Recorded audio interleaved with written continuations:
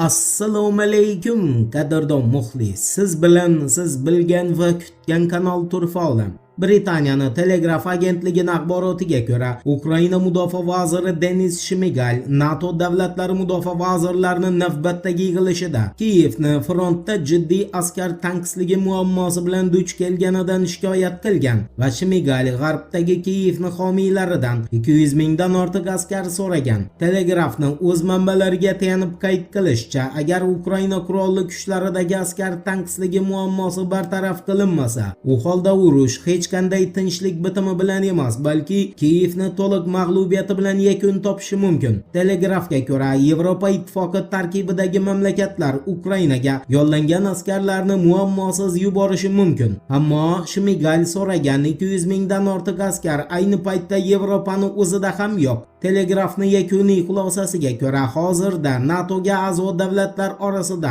eng zaif armiya Britaniya armiyasi hisoblanadi va undagi askar tanqisligi muammosi Ukrainaning muammosidan ko'ra og'irroq.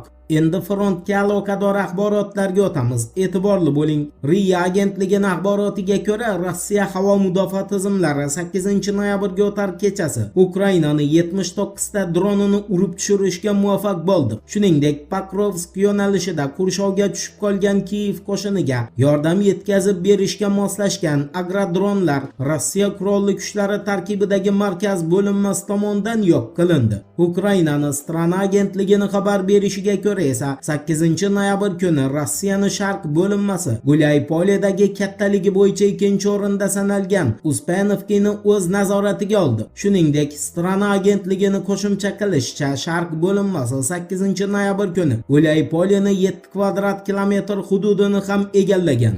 Ukrainaning yana bir agentligi hafta ko'zgusini tasdiqlashicha, Rossiya armiyasi Gulay polidagi 1000 dan ortiq harbiy istehkomlarni tozaladi va Yanchur daryosining chap sohilida o'z nazoratini o'rnatdi. Bu esa Gulay poli yo'nalishini Rossiya qo'l ostiga o'tganidan daraklik beradi.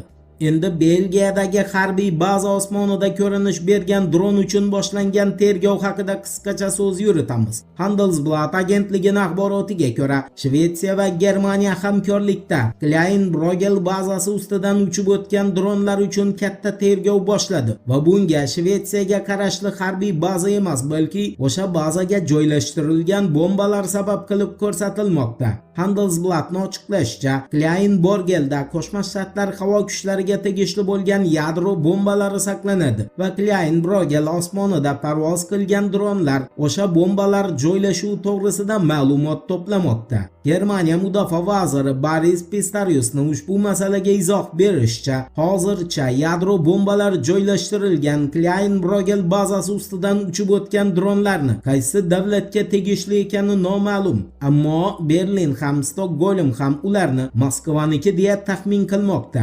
Eslatib o'tamiz, 6-noyabr kuni Belgiya poytaxti Bryussel xalqaro aeroporti noma'lum dronlar parvozi sababli vaqtincha yopilgan. Keyin aniqlanishicha, radarlar qayd qilgan uchar jism dron emas, balki Belgiya politsiyasiga qarashli vertolyot bo'lib chiqqan. Shunday ekan, Klein Brogel bazasi yaqinida ko'rinish bergan uchar jismlarni ham hali dronligi noma'lum.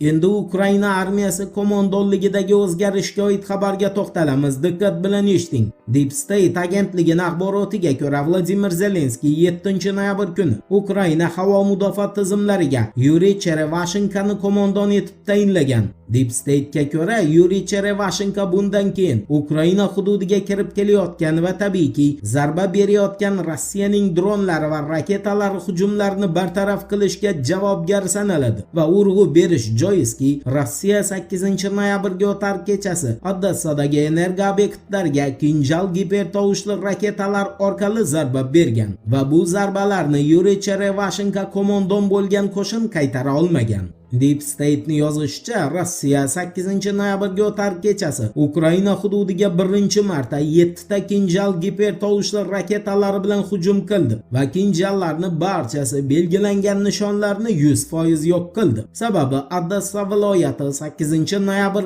erta tongda elektr energiyasidan uzilib qolgan. Voqealarni va juni birgalikda kuzatamiz. Turfa olam bilan qoling. Siz kutgan kerakli ma'lumotlar hali oldinda.